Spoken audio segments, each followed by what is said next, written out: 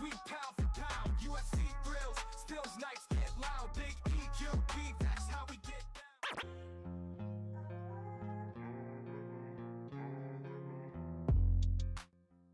Yo, what's up, everybody? Welcome back to another episode of the GRP. Back at it on a Wednesday this time because I got stuff going on tomorrow. And yeah, we got to make sure we preview the show. Something that I wasn't sure was going to happen as far as the show went because of all the craziness happening in Mexico. But as Johnny said, profits over safety. Here's the thing. From what my understanding is, there's not a lot of craziness going on around the area that they're going to be in, but who the fuck knows? I'm just saying, I don't want to be in Mexico right now. I don't want to be in any part of Mexico right now. Not with all the crazy shit going on over there. Hell no. Yeah, a few years back, we were going at around, well, coming up in the next month, we would normally be going like in a few weeks, and we haven't done it in a minute. And I'm kind of happy about that this year because holy shit, I've seen some videos. It's not good. It is not good. But hey, listen, I hope everything settles down over there. That shit is crazy. And that's, you know, I was very hesitant on going across the border for multiple reasons. My skin complexion being one of them. But we're gonna get a oh shit. Oh damn, Tyler. Damn, son. I sure should hope not. I really hope that nothing goes down. I mean, I am super surprised that they're continuing on with the event. It does seem rather it's a little inconsiderate of what's happening in the area. But you know, I don't know, man. It's just a weird one. Because there's a lot of people out there that are like, there's nothing fucking going on around that area at all. What's the point? What's the difference? Blah, blah, blah. And yeah, I'm just saying, hey, listen, I didn't think shit would be going down in some of the areas that shit's going down in right now. And it is. And I'm not trying to be a part of any of that. So we'll see if it has any bearing on the gate / you know, how many tickets are sold or how many people actually show up. Prime target for the oh shit, Tyler, man, you know, joking or not, that is a goddamn good point. And I'm not gonna lie, yeah, dude, that kind of worries me, to be honest. Johnny, you're not no, I know you're not joking. I just meant like as in whether you were joking or okay, I guess it did sound like I was saying no, I know you're not joking. My bad. I didn't mean for it to sound that way. But that is not a joke whatsoever, and I know you weren't joking now. So for sure, like that is something that yeah, Johnny said violence can spill over into more areas. That's 100% true. And I mean, come on, it's not like you're going to like the most southern part of Texas and you're going to be scared there. You're crossing the border and you're in prime areas of that country. And yeah, if they want to, you know, if they want to show some force, that might be a thing, and that's fucking scary. And you know, not to mention you got people losing lives and homes and all kinds of shit happening. And listen, I guess they go to different parts of countries where they're probably next door to crazy violence too. But you know, this stuff is nuts. And for the event to go on, I mean, it's typical UFC shit. Honestly, these days, I know Dana White's probably like, listen, we you know, if we can protect the president at one of our events, we can protect ourselves at an event. But, you know, in a different country, man, I don't know. The saying the show must go on has to be retired and terminate. In instances like this, I mean, I might agree with you on that one, Johnny. And the cartel can do whatever they want anyway. Who's going to stop them? They run the whole damn place. See, that's exactly what has always been my hesitation on going across the border. Not to mention, there's a lot of things that happen over there that if you're just minding your own fucking business, that doesn't matter. You can mind your own business all you want. Somebody will put themselves in your business. That can happen anywhere, but out there, the people you think you can trust and hope that will save you and that you hope you can run to when there's problems, they're in business for themselves. So if they don't find it advantageous to themselves to help you out, it's not going to happen. And yeah, that's really all I can say about that. You remember when WWE had the show continue after Owen Hart fell? Bro, that so yeah, that's one of the most unfortunate things that can happen, is for somebody to lose their life in the middle of a show and for that show to continue on as if nothing happened. Just imagine being a family member that's present when that happens. Imagine being a family member that has to partake in the rest of the show or supposed to, but nonetheless, the people that are there that saw that shit go down, like, what the fuck are we doing? I think there's times when a show must stop. And you know, sure, you take away or you draw attention to the unfortunate issue that happens, but sometimes it's more important than your fucking show, man. Honestly, like, if we had to skip this week of fights, for me, I'd be like, it is what it is. You know what I'm saying? And I know that, like, me talking about this shit and I'm wearing this hat. Listen, David Fernandez, what's up? Welcome in. Appreciate you for coming in. I know I'm wearing this hat and all, but, you know, listen, I am Mexican, you know what I'm saying? But, like, for me, yeah, I've always been a little skeptical. I've gone across the border for just partying purposes and stuff like that when I was younger. And then we've gone on vacations as I've, you know, been an adult. And, yeah, I like Mexico, don't get me wrong, but there's just too many sketchy things. I hate having to, yeah, man, I just hate having to, like, worry, especially when you have other people, you know. Sure, a lot of people go and are comfortable there and stuff like that. And I learned to be comfortable when I'm out there, but there's always this little bit of nervousness for possibilities. And you don't have, you know, anything can happen to you here in the States too. Crazy shit goes down all the time, but I mean, it's different over there. And if you don't think that, I don't know, I think you might be a little out of touch, because there's a stark contrast of justice when it comes to the different countries.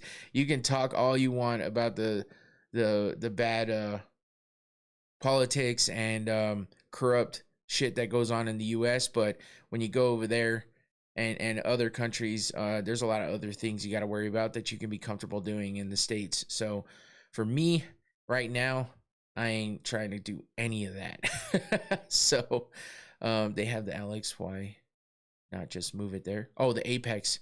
Yeah, and I'm surprised they didn't do that, to be honest with you. You know, maybe they have people in touch over there that they can, you know, that are telling them it's all good or whatever. I don't know. The UFC operates on their own game plan, no matter what. They've had crazier shit happen. And, you know, I was laughing because I come across some TikTok of some guy talking about it and showing the, like, mocked up image of, like, the cage in the middle of a street that's on fire and looking like there's riots and crazy shit happening in the background. And then he's like, this would be the first time in UFC history that an event would be totally canceled. It's like, no, it wasn't. And I can tell you from experience, fucking UFC 151, I fucking hate John Jones because of it. I still hold a grudge because I was supposed to go to that show. That was supposed to be my first ever pay-per-view fucking event in Vegas of all places. And that motherfucker bitched out. I understand all of the fucking things about that whole situation and it possibly being smarter for him not to fight that fight or whatever. But come on, man. Dana more scared of Jones than the Yes, and that was and shout out to my wife. She's dope. She got us tickets for our honeymoon. Our honeymoon was in Vegas so that we could go to a UFC pay-per-view. That's how fucking like locked into UFC that I've been for so long. It's been, you know, what, 13 years at this point since we got married. And yeah, we went on our honeymoon to Vegas, and the show gets fucking canceled. It's like we had tickets in hand. Like, god damn it. So it was the first ever like event in the modern era of the UFC to get fully canceled. Hey, thank you. All is good. Appreciate you. Referee tier above. Oh, I didn't see it. Bill Nye versus Neil deGrasse Tyson referee tier. I think Bill Nye would be too much of a bitch to be in there. Neil deGrasse Tyson might wrestle a motherfucker to the ground. So I think Tyson takes the upper level of that tier. Dana will cancel any event or miss a main event, but not safety. Yeah, and that's what doesn't make sense. Like, they moved events for John Jones so he could compete at one point in time, and yet nothing for this. It's strange, man. I mean, I haven't been following super closely what's been going on down there as far as the logistics and everything like that, but I'm just saying, like Tyler said earlier, like prime example of just sitting ducks at a certain extent, to a certain extent. I might as well do UFC Chechnya at this point. Do you think the immortal Josh Hoke is being pushed too quickly to the top? Most of the time I would say yes, Johnny, but they kind of need that right now because he's got so many eyes on him. And because of what he's done in his just a couple fights that he's been around, I think it's too fast, and I think he might. But the heavyweight division is fucking shallow as shit. If they want to push him in front of a John Jones or something like that, I'd be like, hell yeah, what are you doing? But other than that, all good, Infinity. What's up? Welcome in.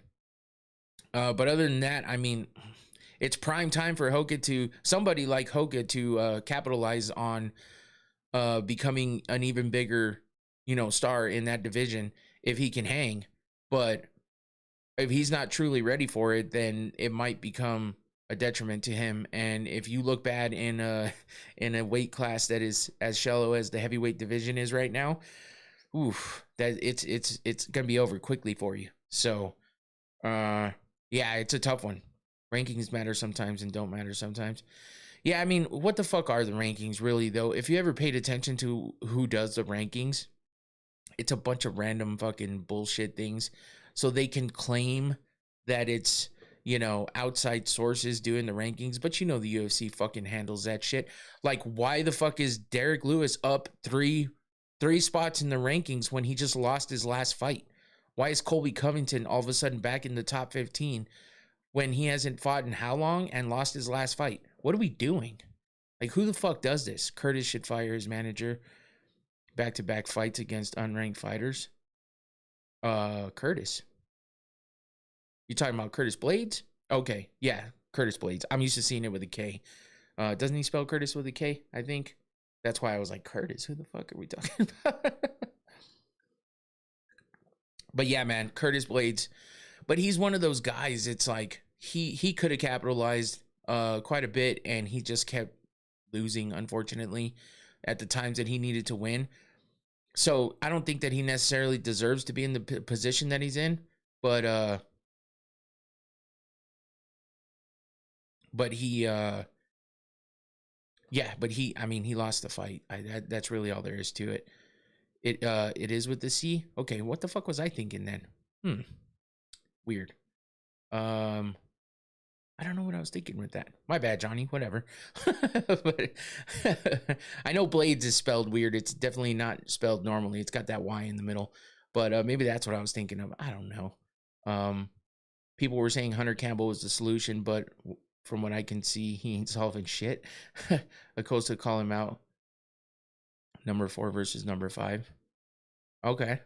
Yeah, so anyway, that's why that's why I put that in there just in the title about, the show goes on in Mexico City, because that's what's happening, man. As of right now, I mean, they already took pictures in front of the what is that big building that they took a picture in front of? I don't even know it at this point. Is it Mexico City, the capital of Mexico, or whatever? Whatever they call that. I don't know. Whatever. Who gives a shit? Why should I give a shit if the UFC don't give a shit, right?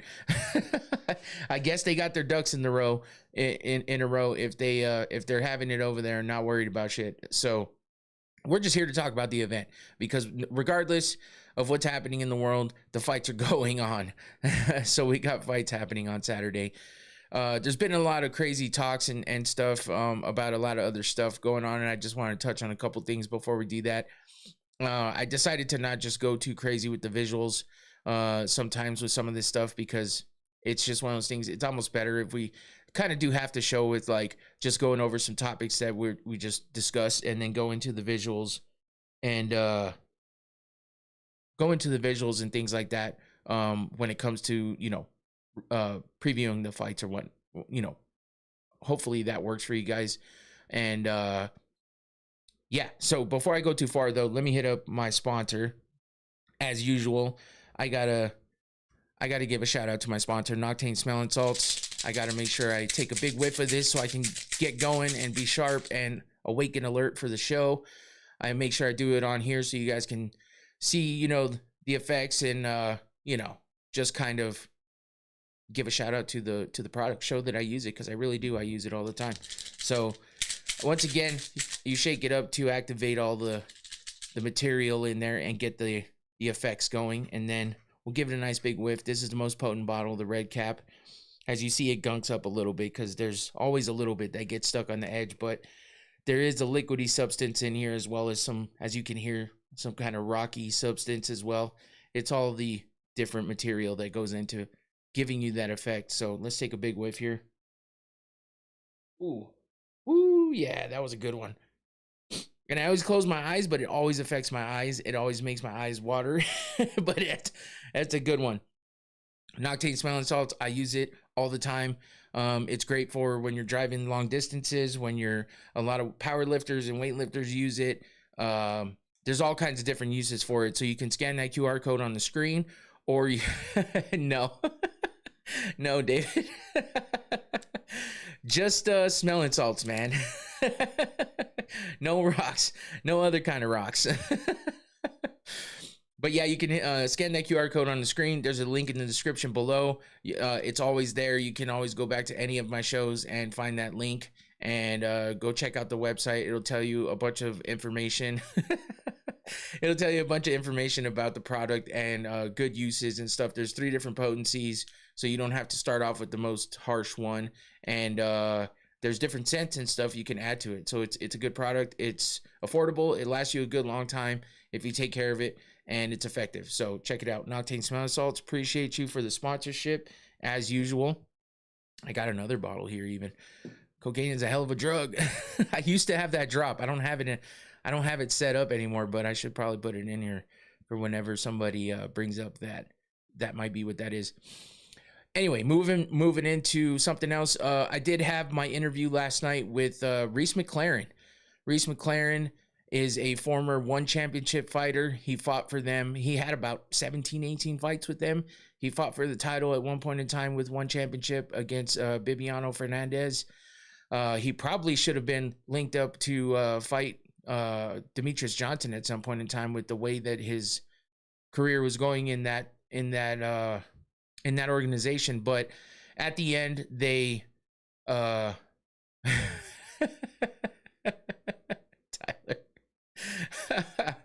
I'm not blessed enough to have that sponsorship at this point. Maybe when I do. Oh my God, bro. Bruh. But yeah, he was in one championship for a good long time, and he had some really good fights over there. And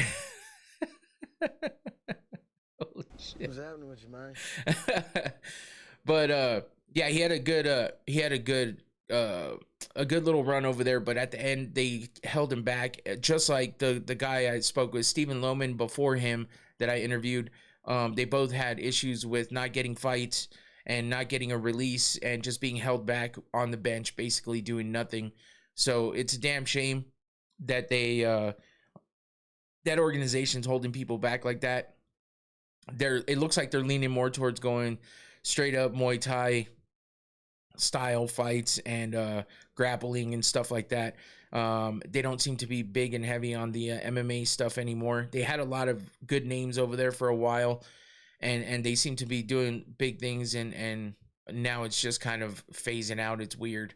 But one championship, man, I don't get it. I've been disinterested in one championship for quite a while. It kind of sucks because it was nice to have an organization doing stuff like they were doing a couple years ago, and then it just kind of fell off. So I don't know what that all has to do with. Maybe financial issues, maybe just not being able to hold on to the big name fighters they had. It seems like once Demetrius Johnson retired, things just went downhill.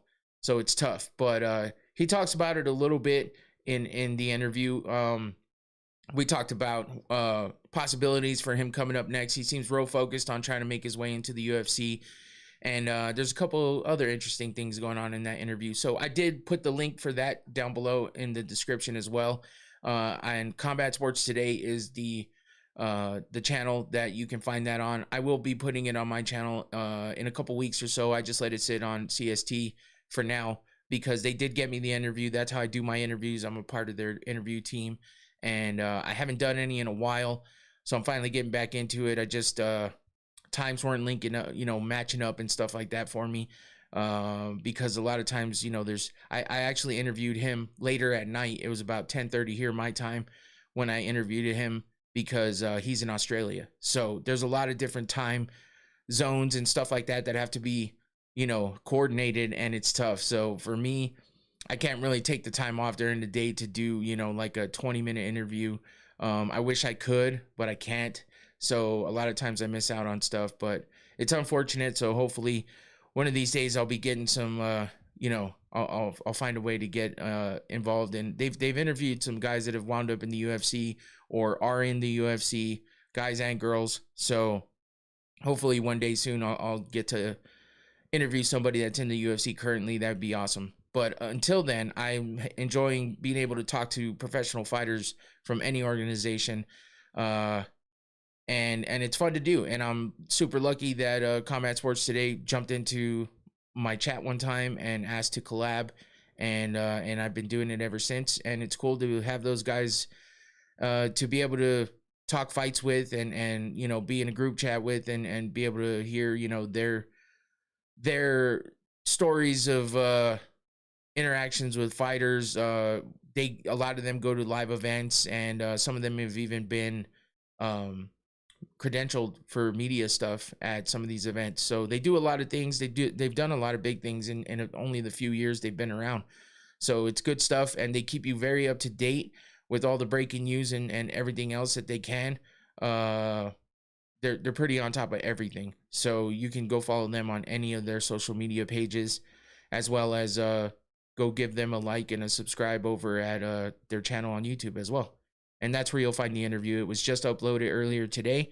It was a good interview. It was fun. And watch till the end because it gets interesting. And we have a good laugh at the end, me and Reese. Reese was a cool dude, though.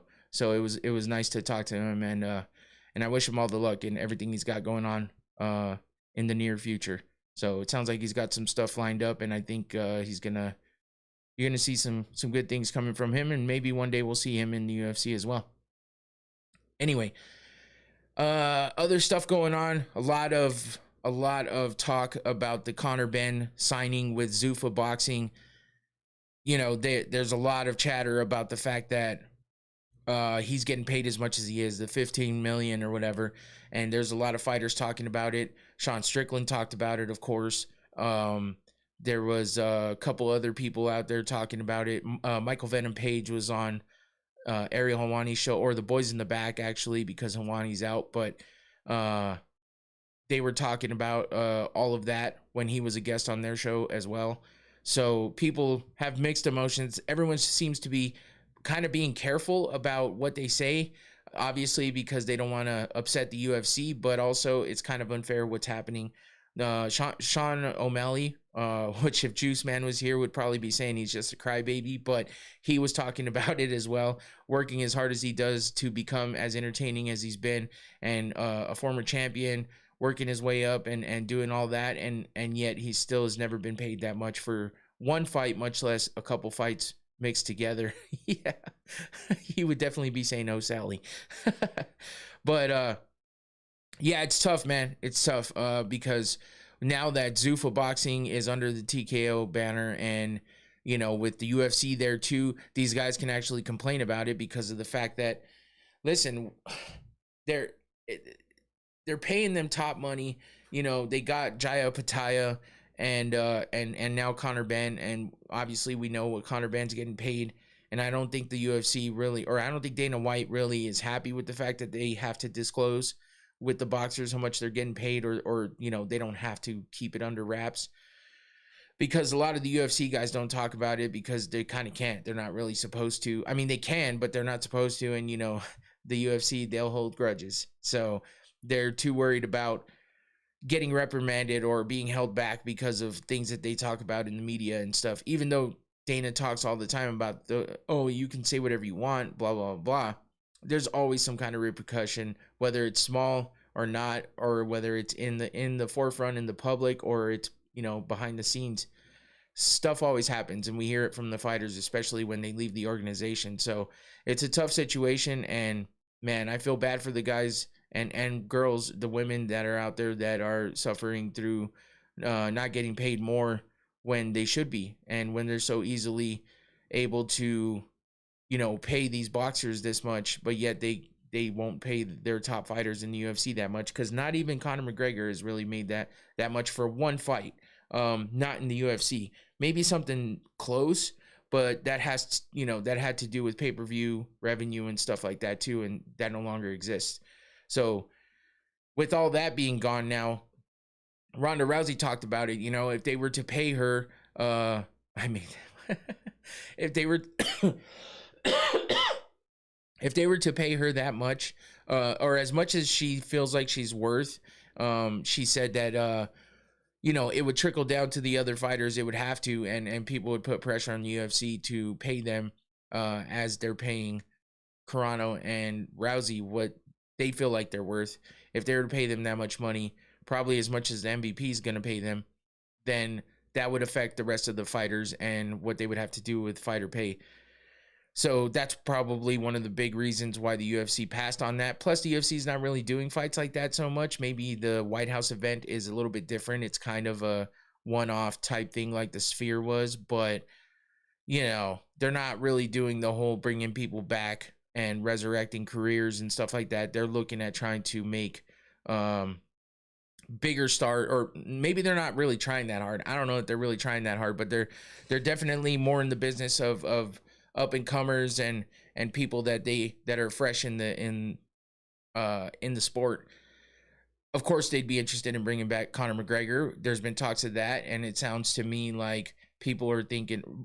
Brendan Schaub seems to say that he has insider information, someone that's close to the UFC, that tells him that they're saving Conor for International Fight Week, which would probably be a week or two after the White House card, which makes sense because they can actually get a lot of revenue from having a Conor McGregor fight as a normal fight instead of at the White House, even though, because I think the White House's card is going to bring a lot of eyes regardless, so they might not feel the need to put Conor on a card like that.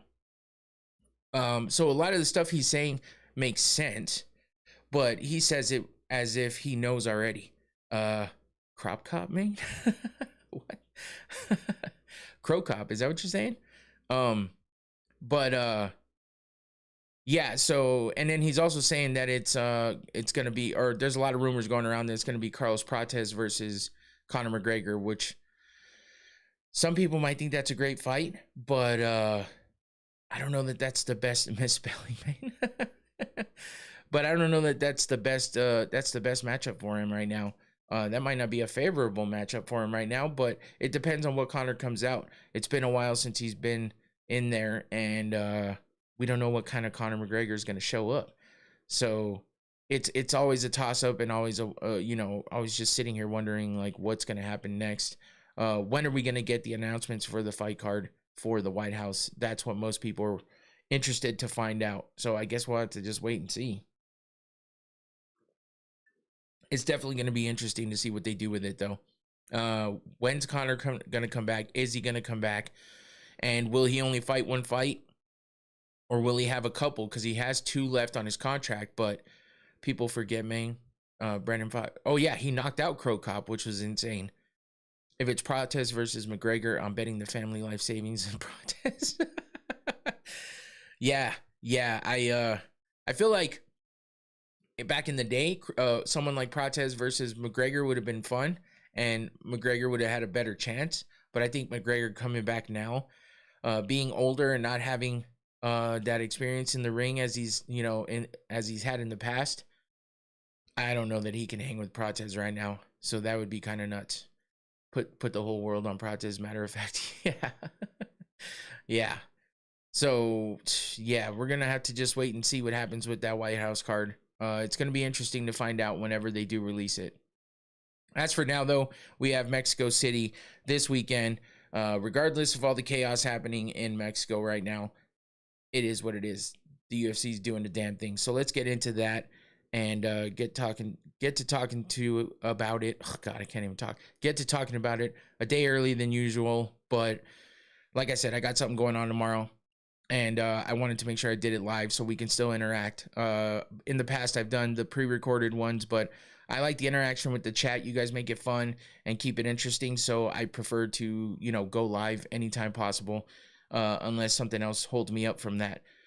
Coming in May, when I have to drive my daughter to another state that she's going to be moving to, that's going to be interesting, and it's going to be tricky because that's going to be a bit of time away. So I might have to do some pre-recorded stuff while on the road, like I would if I was at work, just so that I'm not taking up too much time away from what we're doing. But it is what it is. I'll give you guys something. So I got a couple months to wait for that, though. So I'll fill you guys in on that when we get closer to it. So let's get into UFC Mexico City. I definitely have plenty of stuff, Infinity, to do it. It's just a matter of when and how or what I'm gonna do. Appreciate your fatherhood anecdotes, brother. Thanks, all is good. Appreciate you as well. Thank you. But yeah, I got ways to do it. It's just a matter of how and when and what I'm gonna do, really. So we'll get it figured out. But I appreciate it, Infinity. Thank you for the offer. If I decide to, I'll take you up on it. I'll let you know. I don't think you will be thinking about it from one girl. You know, the show is always on my mind. As far as, you know, obviously, you know, things, but this is going to be a lengthy kind of trip to get her to where she needs to be. So yeah, and I'm going to be, yeah, it just depends on how things work out, but I'm going to have a lot of time, a lot of window time. So I might just turn the phone on and use my lav mic and just talk away and see what happens. So yeah, I'll figure it out and I'll let you guys know what's up when it comes down to it. But let's get into this UFC Mexico City card. And we got Brandon Moreno versus Loner Kavanaugh. As we know, Kavanaugh was a replacement. Let me get to, it was supposed to be Asu Almabayev who was supposed to be fighting Brandon Moreno, but I believe he got injured. And that's why that got canceled. Yeah, he withdrew with an injury. So he was supposed to be fighting Brandon Moreno, and he was on a 2-fight win streak with wins over Jose Ochoa and Alex Perez. It was a submission over Alex Perez in his last fight that in November, and then he was supposed to fight Brandon Moreno, but now we got Loner Kavanaugh instead, which, I mean, not like the biggest matchup ever when it comes down to it, but you know what, it's the Mexico card. Brandon Moreno is always a fun guy to watch fight. He's definitely exciting, and he fights at a high pace, and we've seen him in some wars So this could, you know, definitely be a decent fight. The rest of the card isn't so bad as well. What's up, Tua? Welcome in. Thank you for jumping in, even though I'm on here on a different day. I appreciate that. Yeah, so we got a decent card underneath. I mean, there's nothing too crazy. Chito Vera's fighting in the co-main event against David Martinez. That's a banger of a that could definitely be a banger of a fight. King Green versus Daniel Zellhuber. That has potential as well. Edgar Chairez versus Felipe Bunez, and a couple other fights. We'll get into the main card, of course. Yo, Antoine, what's up? My Wednesday wasn't too bad, honestly. Thanks for jumping in. Appreciate you. Black Spartan all day. So yeah, let's get into the prelims. Of course, I always like to cover from the first prelim all the way to the main event. Loner with the upset. Ooh. It's definitely a possibility because, you know, we've seen Brandon Moreno kind of, I wouldn't say falling off, but just not, maybe just not putting up the kind of fights that we've seen him do in the past. So that's a possibility for sure. Let's get into these prelims. First off, we got Damian Piñas versus Wes Schultz happening in the middleweight division. And we got Piñas at 8-1, Schultz at 8-2. Of course, starting off the prelims, Piñas is, you know, he's got good striking, crisp striking and a good jab, and he's got some decent experience. So Schultz comes in from the Contender Series, some pretty slick submission skills, and I think the edge goes to Piñas in the stand-up division. I mean, in this division, what am I talking about? In the stand-up game, Schultz has good grappling, but if you know, it's always like that. We get a stand-up guy versus a ground guy. There's always that chance for, you know, somewhat of a, I wouldn't say boring fight, but it's possible if it stays on the ground and there's not a lot going on. Schultz is coming off of the Contender Series with a win in the first round with a submission. So this will be his UFC debut, and Piñas is also coming off the Contender Series where he got a first round TKO. So, you know, like I said, stand up versus ground game happening, both first round finishes in the Contender Series. So it's promising. We'll see how the styles clash and what we get out of this fight. That takes us to the next fight, which is Eric Silva versus Francis Marshall. 9-3 for Silva, 8-3 for Marshall. Silva's a little bit older, but he's got, you know, he likes to throw a lot of volume with the strikes. Had a lot of injuries in the past recently, but, you know, Marshall's gonna come in kind of a scrappier, younger guy. He mixes up the wrestling and the striking pretty well, and I think we can get some action early. The exchanges should be pretty decent, and then basically it's just going to be a battle to see who can control and get the upper hand right away and try to. Yeah, Marshall is nice with it, man. He really is. He's hold on. He's coming off a win. No, he's coming off a loss to Myron Santos by split decision. But if I remember correctly, that was a pretty close fight. He beat Dennis Bazooka by split decision as well. He's 2-3 in the UFC. His other win is against Marcelo Rojo. He got a TKO in the second round of that one. But yeah, I mean, he does have some good skills. He lost to Isaac Delgarian in the first round, though, which is the guy that got cut because of the gambling issues. So I mean, the record's not that great, but we've seen some good stuff out of him. So I think he's gonna have, you know, he has the potential to have a good match against Eric Silva, who's a bit older. Like I said, he's 38 and he's 0-2 in the UFC. He's got, you know, kind of even on the submissions and TKO wins. but he's on a 2-fight losing streak with losses to Muhammad Naimov and TJ Brown. Both finishes on those losses. One submission by TJ Brown in the 3rd round, and then TKO in the 1st round from Muhammad Naimov. So Marshall is in a good position here to, you know, get another win and get to being a 500 fighter and get Eric Silva his 3rd loss in a row. So we'll see how that one goes in the featherweight division. Next up, we move on to the women. And as you can see, that blacked out picture is because Regina Taryn is a late replacement for Sofia Montenegro, who had to withdraw. Don't really have a reason why, but she's taken on Ernesta Caracate, I think is how you say her name. Regina Taryn, Combat Sports Today actually interviewed her not that long ago, if I remember correctly. She's 7-0, coming in, making her UFC debut against Caracate or Caracate, I'm not sure. Coming in at 6-1.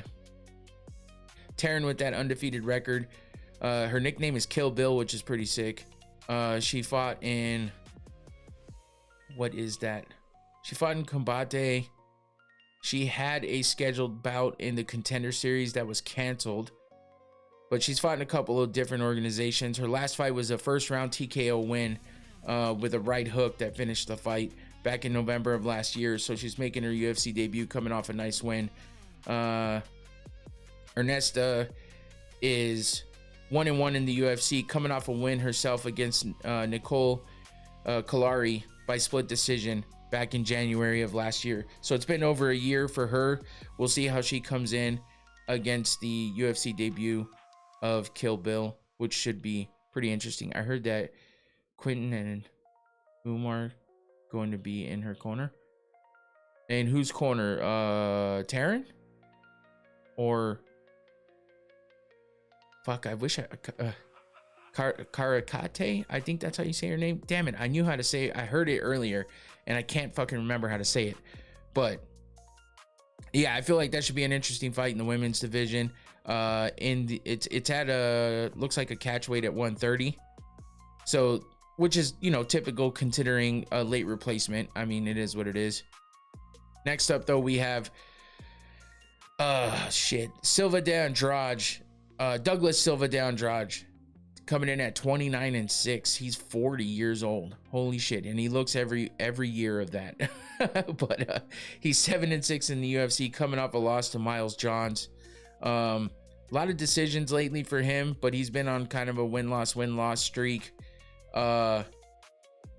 He's fighting Javier Reyes, who's 22-5 overall, 32 years old for him, and he is coming off of the Contender Series with a win over Justice Torres, 1st round finish by TKO. So that should be a decent fight, I think. He was 2-2 in the LFA, coming in trying to make a splash in that for his UFC debut in Mexico City. And that brings us over to the rest of the prelims, where we got Christian Quinones versus Chris Moutinho. Chris Moutinho is the guy that gave a hell of a fight against Sean O'Malley a while back, and then he came in and I think lost his last fight. Let me check.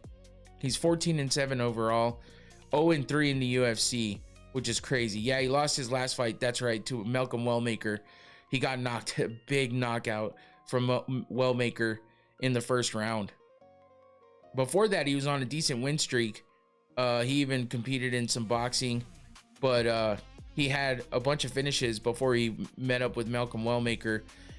He lost to Sean O'Malley and Guido Canetti, both by finish, back in 21 and 22. So now he's 0-3. He hasn't lost 3 in a row, but you know, he comes back to the UFC and loses again. So we'll see what he has in store for us. I mean, he's pretty durable. Malcolm Wellmaker was just on that streak of knocking people out, so he caught the tail end of that before Wellmaker lost. But we got Quinones at 1-2 in the UFC.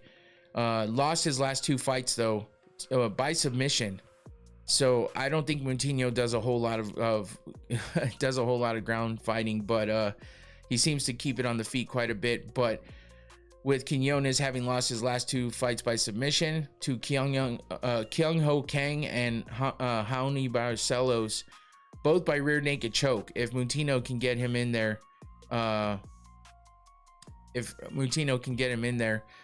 on the ground and sink in that rear naked, he's got a good chance of winning, considering Quinones doesn't seem to do well when it comes to that submission.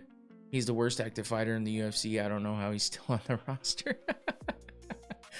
Hey, it's Mexico, man. That's why. Next up, we got Aylin Perez versus Macy Chiasson.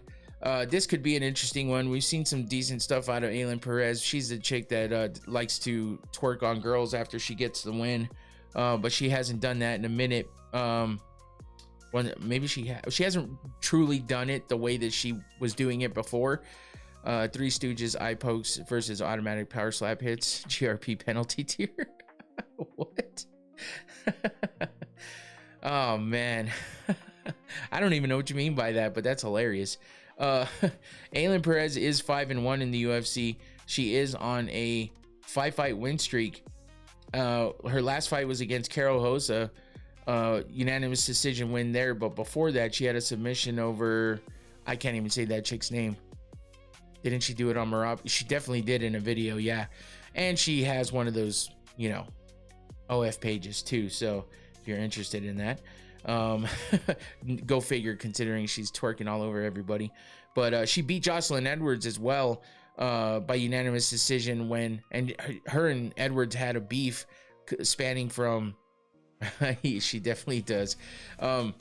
They had beef coming from some bullshit that happened at the UFC PI, I guess, and then she came out and beat Jocelyn Edwards by unanimous decision. Jocelyn Edwards has been on a tier. We saw her get a good win in her last fight last weekend.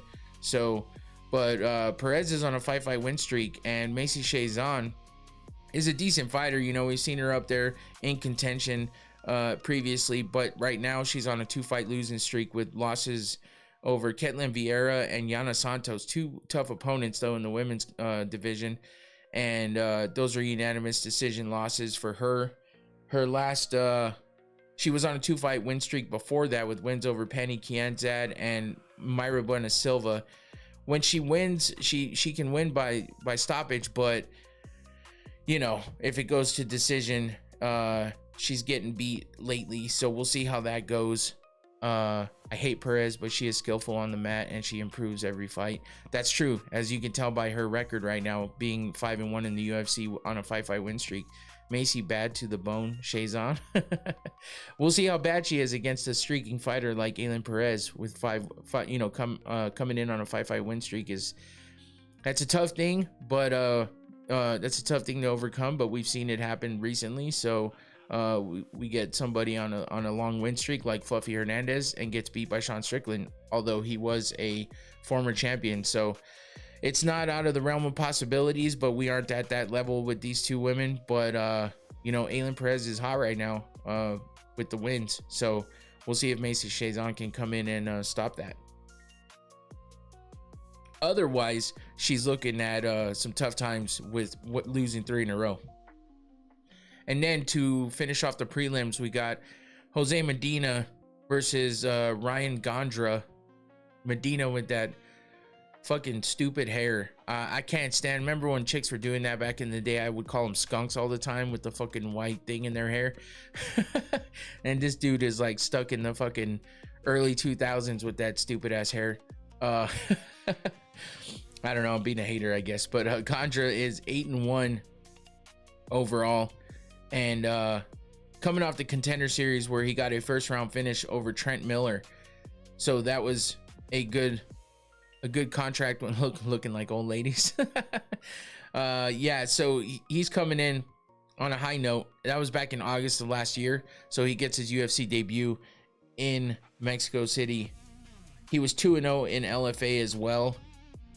So yeah, he's been hot as of late. And he's coming in against Jose Medina, who is 0-3 in the UFC, which is fucking Jesus. Uh, if he loses to Medina, I swear, yeah, 0-3, man. He lost his last 2 fights. He got finished. The last fight was a submission by to Dusko Todorovic in the first round. Then he lost to Atiba Gautier by TKO in the first round as well. And he lost to Zach Reese before that by unanimous decision. And he lost his Contender Series fight. So how he got a contract, I don't know. But he did. And then now he's gone 0-3 in the UFC. I don't even know how he's still here, especially getting finished in his last 2 fights. But Ganja can make a good statement here, beating him. Maybe he'll do it in emphatic fashion and get Medina out of the UFC after that, considering his record. All Medina does is take strikes and smile. Yeah, until he gets finished. Yeah, it's tough, man. It's tough when you're on that 3-fight losing streak, and when you got hair like that too, getting finished, man. Yeah, that's a damn shame. All right, so let's move into the main card and see what we got going on here. Santiago Luna versus Angel Pacheco starting off the main card. Luna 7-0, Pacheco 7-3. Luna's been fought in the UFC once. This dude has the funny, I mean, especially now, just thinking about it right now with what's going on. His fucking nickname is Border Boy. Like, what is that shit? It's like, what the fuck? Bruh. Oh, man, it's hilarious. 7-0, though. That's tough for a guy who's 0-1 in the UFC and Angel Pacheco. But Pacheco's never been finished, while Santiago hasn't either, obviously, because he's 7-0. He's never even taken a fight to decision. So he's obviously coming off a win, and that is over Quang Lee. He got a performance of the night bonus with his first round finish in that fight, September of last year. Strickland is, oh man. Holy shit. Quang Lee was it was a TKO in the first round. So that was his first fight in the UFC, and he got a finish and a performance of the night bonus. So we could see some fireworks coming out of this one. Angel Pacheco is coming off a loss. Like I said, he's 0-1 in the UFC, and he lost to Colin Lochrain by unanimous decision. He lost in the Contender Series as well back in 2023 to Danny Silva. It's weird. His last fight was against Colin Lochrain, and that was in 2024. So it's been a minute since. Oh, Jesus, man. Holy fuck. Oh, shit. Here we go again. Tua, what the fuck, man? Yeah, so Pacheco hasn't fought since 2024. So, and that was a loss by unanimous decision. So I'm not sure. I mean, I'm not sure how he's going to do against Santiago Luna with how exciting he's been and being undefeated. I think that's going to be a good matchup for Luna. Next up, Emmanuel Rodriguez, I think, is how you say his first name, versus Kevin Borjas. Another undefeated fighter in Rodriguez. He's making his UFC debut, coming in against Kevin Borjas, 1-3 in the UFC, which is tough. 5-0 by KO TKO for Rodriguez, 1-0 by sub. Obviously, no losses by decision. I saw this guy on Dana White's Contender Series. He's impressive. Yeah, for sure. Coming off a win, obviously, actually 6 wins in a row, because he's 6-0 overall. Borjas is coming off a loss, and he's 8-1 by KO TKO, 0-1 by sub, and 2-2 by decision. Let me see. I want to see if Rodriguez is Rodriguez. Okay, so he has lost before, but that was in the Ultimate Fighter, so it was an exhibition, so it doesn't count on his record. He lost by split decision to Joseph Morales, but his last win was in the Contender Series. It was a first round TKO finish with an uppercut. All of his fights are finishes, obviously, because except for the one loss in the Ultimate Fighter. But all of his wins are by finish. So that could mean a good quick finish for him against Kevin Borjas, who's had some bad luck recently. He lost to Sumadarji by unanimous decision. Before that, he beat Ronaldo Rodriguez by unanimous decision. And then he lost before that to Alexandre Costa and Joshua Van. Joshua Van was his first fight in the UFC, which is a tough one. Back in 2023, obviously that was before Joshua Van was who he is now, the champ. But he won his Contender Series fight by unanimous decision. So, yeah, this is going to be a tough one for Borjas, I think. But he is game. I mean, I've seen him, obviously, with that big strike you see at the bottom there. We've seen him getting into some, decent fights. But, he doesn't have the best record. And he's coming in against an undefeated guy who has seen a defeat before, but it was in an exhibition. And he finishes all of his fights. So it might be a bad night for Borjas in this one. And that is in the men's flyweight division. Next up, we got Edgar Chairez versus Felipe Bunez. And Chairez is 12-6 overall, 2-2 in the UFC. Never been finished on the feet. He's lost twice by submission, but has 8 wins there. And he's 0-4 by decision, which is tough. So he does not want this to go the distance. While Bunez has a losing record by decision as well. So neither one of these guys are great when they get all the way through the rounds. But Bunez is 9-2 by submission, 3-1 by KO TKO. So he suffered the loss. He's been finished in both, of those categories, on the feet and on the ground. He's 1-2 in the UFC and 14-8 overall. A little older than Chairez, but similar records there. We got Chairez coming off of a win, and that is over CJ Vergara, and that was a rear naked choke in the first round where he got a performance of the night bonus there. GRP penalties for fouls, automatic Three Stooges, eye pokes versus automatic power slaps. Oh man, those are both good options. I would definitely see both of those as a good thing. I mean, let's say you get kicked in the nuts, you get an automatic power slap. You get poked in the eye, you just get him back. If you take a punch, you think you'll make your punches harder? Oh my god, what is going on this Wednesday night? Holy Damn, shit. Oh man. I don't even know what to say to that. Anyway, yeah, Chairez lost to Joshua Van as well, but that was in 2024. He has not gotten any other performance bonuses. He lost to Taturo Taira back in 2023 as well, but not too bad on the record there. Bunez is coming off a loss to Rafael Esteban, and that was by decision. I mean, I know something else will be no. Holy shit. He beat Jose Johnson by submission. The fight before that, it was an armbar in the first round, and he lost to Joshua Van as well. There's something going on here with the guys on this card all having lost to Joshua Van, which is crazy. Yeah, it looks like he was a champ in LFA as well. So he doesn't have the best record in the UFC. He was 2-1 in LFA while being a champ as well. But LFA seems to be the only. Oh, I guess he fought in ACB as well. He was 1-0. Yeah, tough here. But Chairez, I think Chairez is gonna have some momentum behind him, considering they're fighting in Mexico. I thought Piñas was on the card. I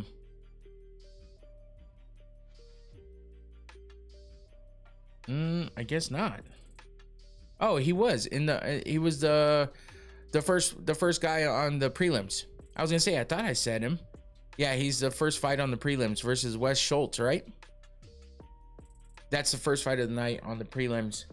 If that's the same Piñas, so Damian Piñas. So yeah, you just missed it. That's all. Back in the prelims. But Chairez is fighting in Mexico, being from Mexico, might give him some, might give him some momentum and really, try to get a big finish. He's got good threats by submission, and he's focused on finishing quite a bit, and Piñas is going to be hard to beat. Yeah, more than against Schultz, I think he's going to have a good fight against him. What did I lost my place here. What the hell?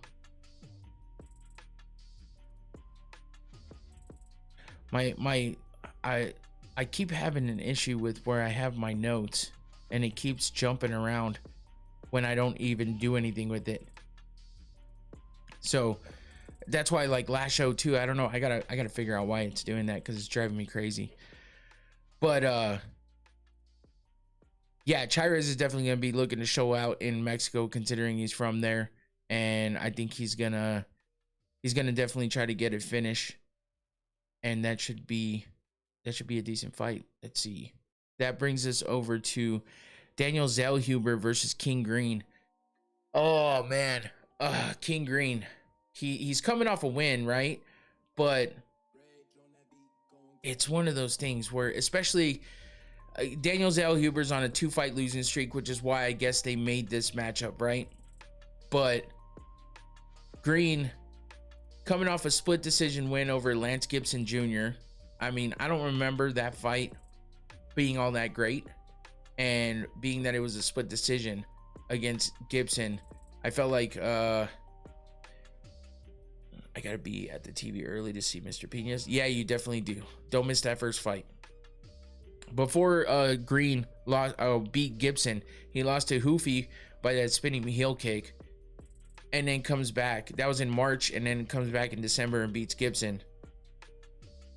Gibson is a bum, but losing to him by split decision is kind of that's what I mean. It's like, before he fought Gibson, he lost to Paddy Pimblett and Mauricio Hoofy. So, the higher level guys he definitely has trouble with. And then he barely beat Gibson. And now he's fighting Daniel Zellhuber, who is coming off 2 losses in a row. But those 2 losses were against decent competition, if I remember correctly. Michael Johnson, who he lost to by decision. And then Estevan Ribovics was the split decision fight of the night. That was a crazy ass fight that he lost at the Sphere. So I think Piñas is going to be too big. Like, I don't know if his opponent is going to be able to fit the length into his game plan. Yeah, I don't know a whole lot about Piñas. It's kind of one of those fights where I don't know a ton about both those guys. But, I mean, I'll take your word for it for sure. You said it about 3 times. I think he's a long guy. I think his length might be a problem. Oh, Jesus. All right, now I see where you were going with that. So that's why you kept saying it. See, I wasn't paying attention. I was just trying to react to what you were saying, which is why Tyler does it, because I'm always busy talking about what's actually going on here. Yeah, because I was not paying attention whatsoever. I was like, why is this guy so hard up on Piñas? It sounds to me you're obsessed with it. Anyway. Fuck. Oh man, I'm not on top of my game here on a Wednesday, because I was not paying attention to that at all. Oh fuck. All right. Anyway, Zellhuber lost to Johnson and Ribovics. That was a crazy fight. And yeah, that was a tough loss for him by split decision. Michael Johnson, being a vet the way that he was, that's a tough fight for him too, considering Zellhuber's just kind of younger, doesn't have the same experience in the cage that Michael Johnson has. So before Johnson, though, he had 3 performance of the night or fight of the night bonuses, 2 fight of the night bonuses in a row, and then a performance of the night bonus, and only one of those fights he lost. So,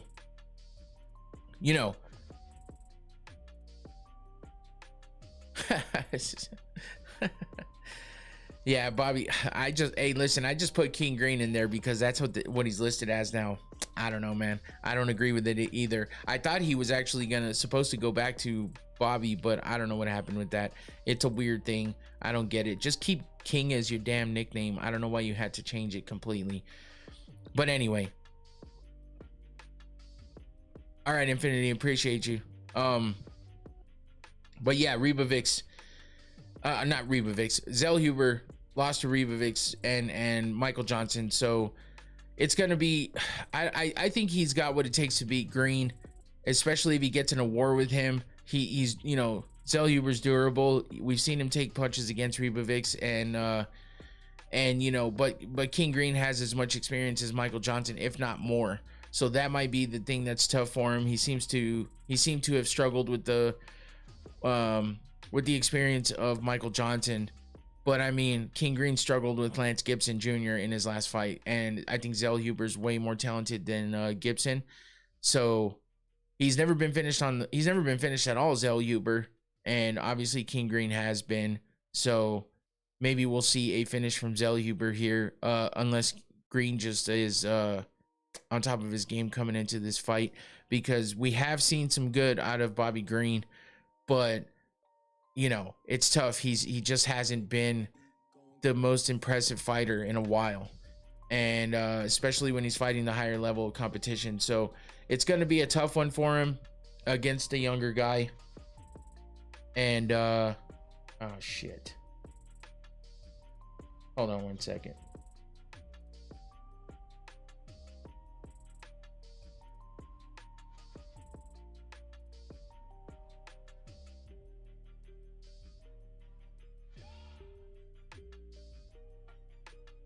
Okay.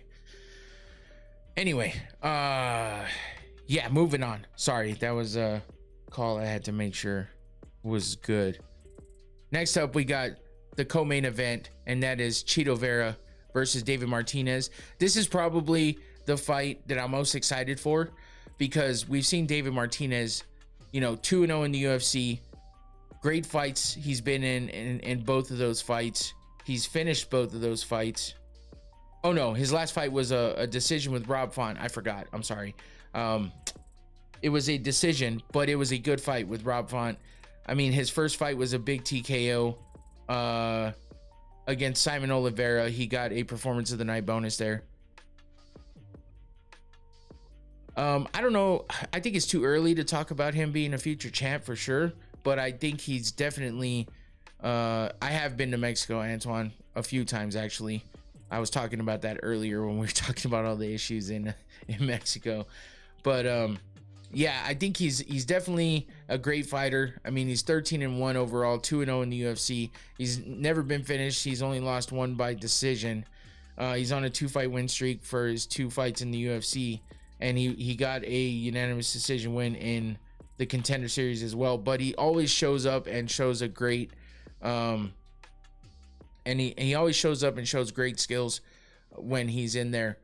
So, but you know, he's going up against a vet in Chito Vera, and it's going to be a tough fight for him, because Chito's that guy that he could definitely look really good against someone like Martinez, but at the same time, he has struggled.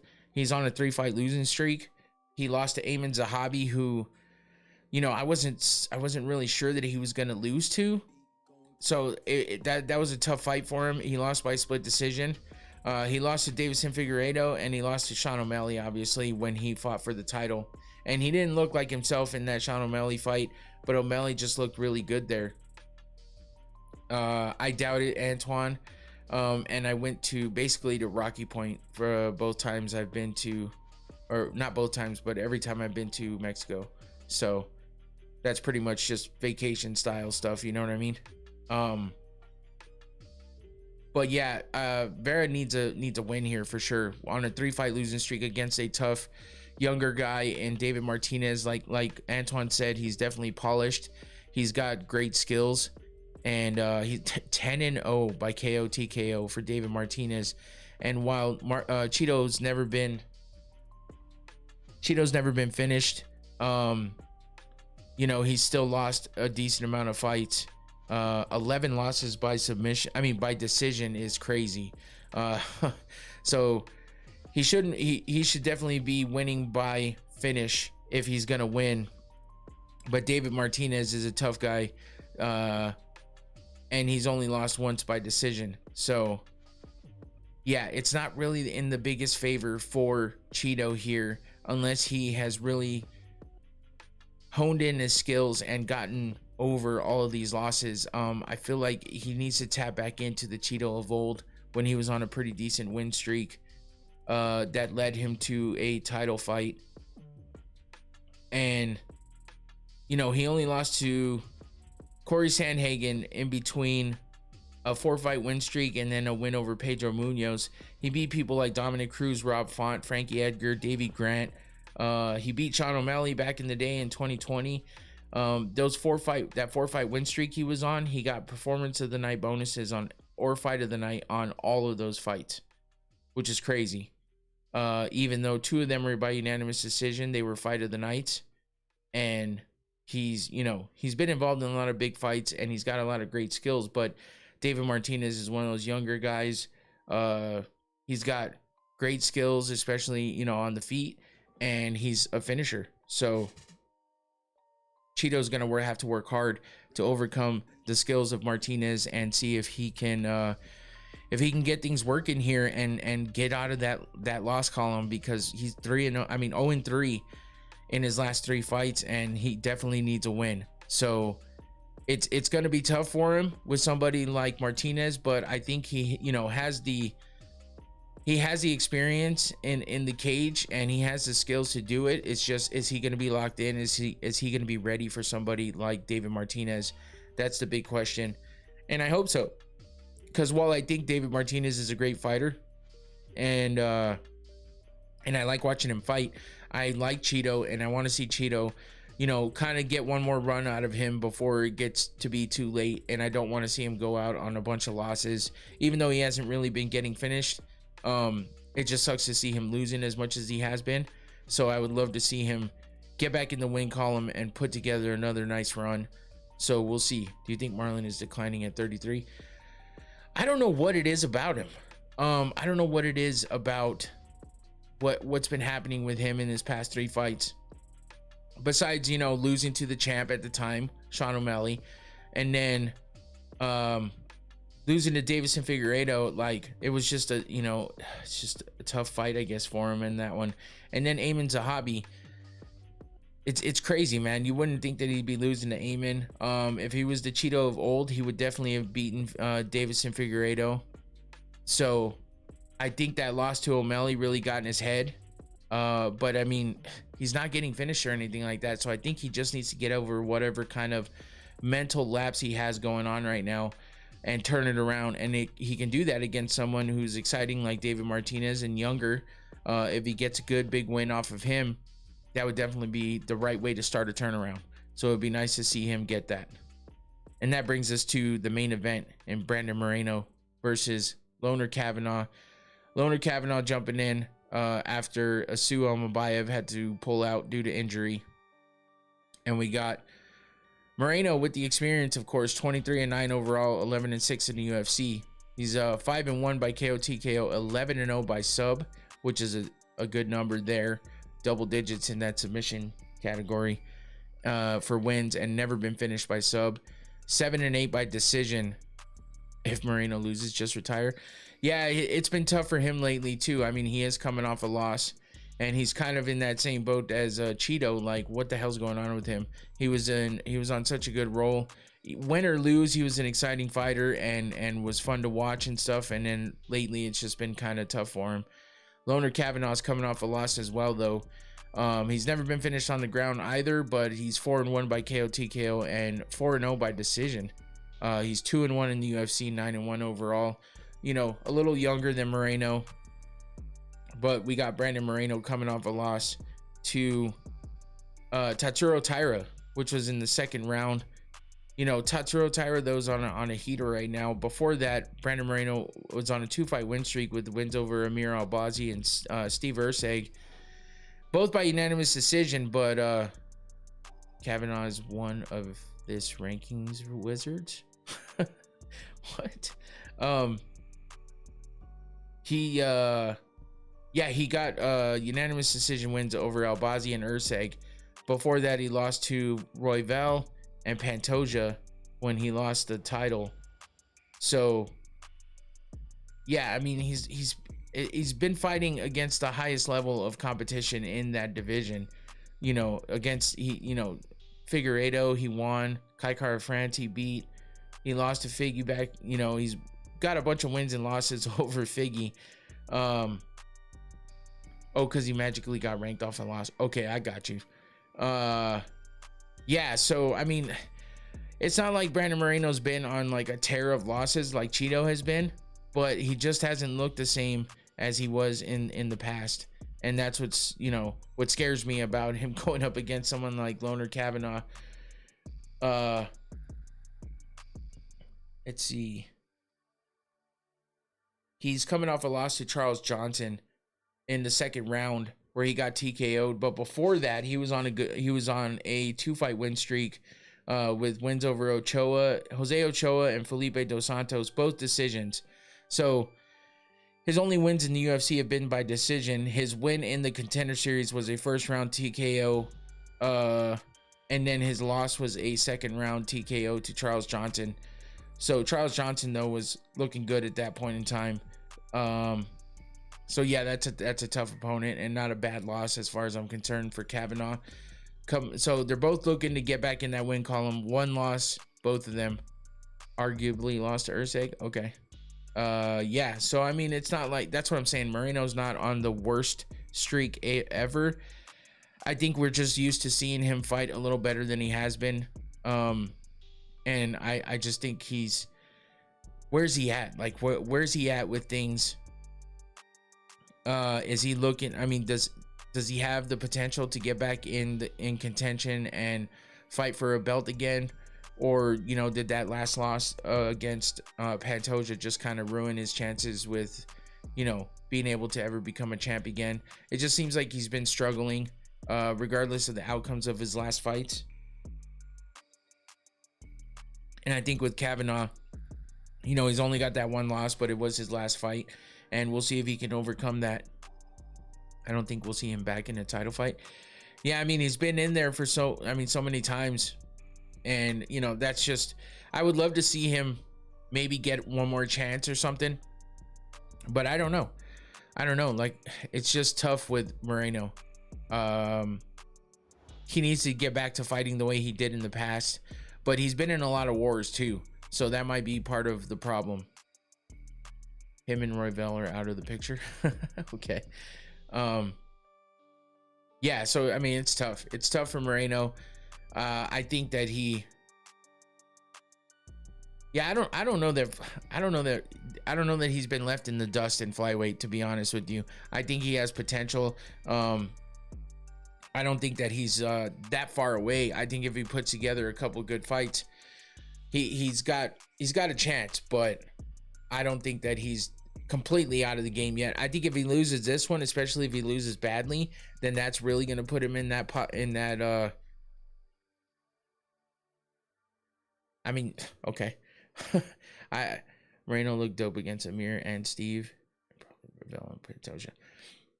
Okay. Yeah, well, I mean, it is what it is. If that's the case, then, I don't think, like I said, I think he's always got a chance. I just think he needs to wake it up. But if something's holding him back, then, and that's too much for him to overcome, it's possible he is out of the picture completely. But, I was thinking he was on more of a losing streak than he is. And, sure, he looked good in those fights, but I just don't feel like he's been himself since he lost to Pantoja. Not in the way that he was before that. So I think that he's always in there and always stands a chance. I don't think he's out of the picture completely yet. So, but that's just me. And I think Loner Kavanaugh is one of those guys that he has a chance to beat and get back in the win column and then just move up from there. But he is going to have to face higher competition pretty quickly after that. And it will be all those guys that Tyler mentioned. And it's going to be tough. So we'll see. If he can't do it, he can't do it. And at least he had a good run while he was there. But I'm not going to count him out completely. So, but Loner Kavanaugh has a good chance of getting a win over a big name like Brandon Moreno. this weekend as well, and that's why we watch the fights, to see what the outcomes are going to be, and I'm interested to see what it is. But I do feel like for me, the co-main has a potential to be really, really good, and I'm excited to see that one. It'll be tough to see Cheeto get finished though, if that's what winds up happening there. Yeah, we'll definitely see how he looks in this fight, and then I'll kind of decide a little. I'll be a little more on one side or the other, depending on how he looks in this fight, for sure, when it comes to Moreno. Do you think Brandon is an all-time great in his weight class? I think so. With all the wars and the way that the titles changed hands, and the fact that he was in the title picture for a few years in a row, with him and Figgy going back and forth on those titles, I think those were great fights, and I think for that weight class, it was a good run. So, all-time flyweight list, I don't know. I'd have to really think about that one a little more, because flyweights are tough, and I don't really have. I'm not really that guy to have that at the top of my head, honestly, especially when I'm focusing on, talking about the fights at hand. I'm just not good at that, honestly. That's why I'm always kind of like, I'd have to really think about it and look at it. And yeah, it's tough. I don't really have a tiered list in my brain at all times. Those are tough for me. So, but yeah, let's take a look at the flyweight. I just read flyweight. Let's look at the fight wheel predictions. We went 3-3. Maybe not today, maybe not tomorrow, man.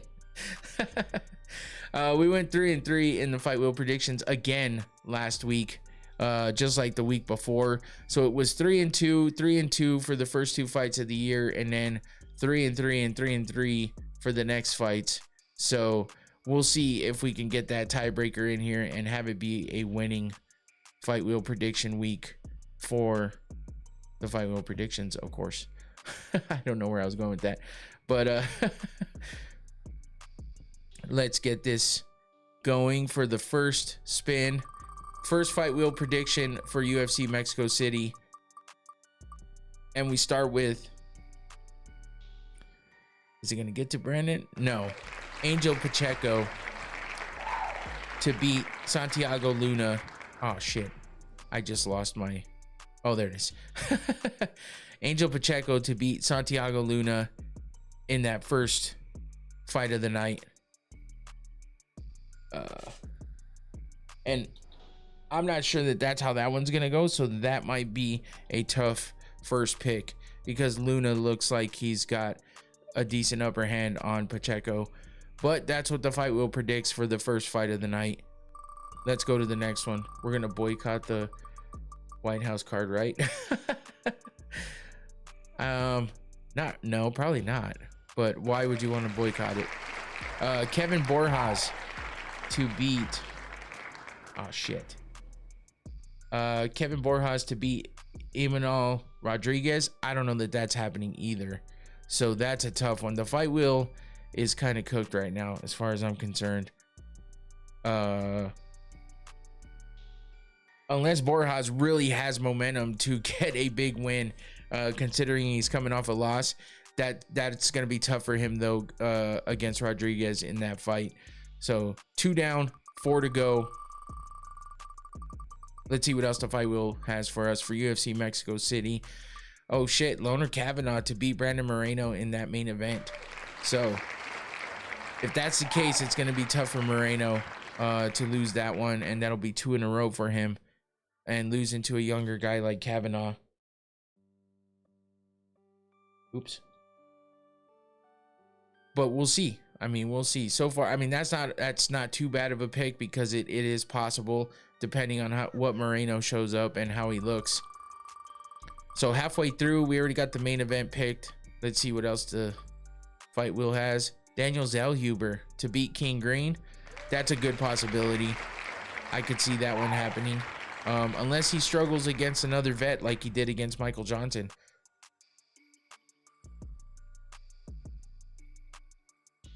But I think he has a good potential to beat King Green.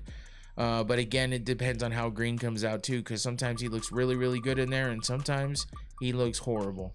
And he didn't look that great in his last fight. So co-main event, Chito Vera to finally get out of that 3-fight losing streak and beat David Martinez, but that is going to be a tough fight for him.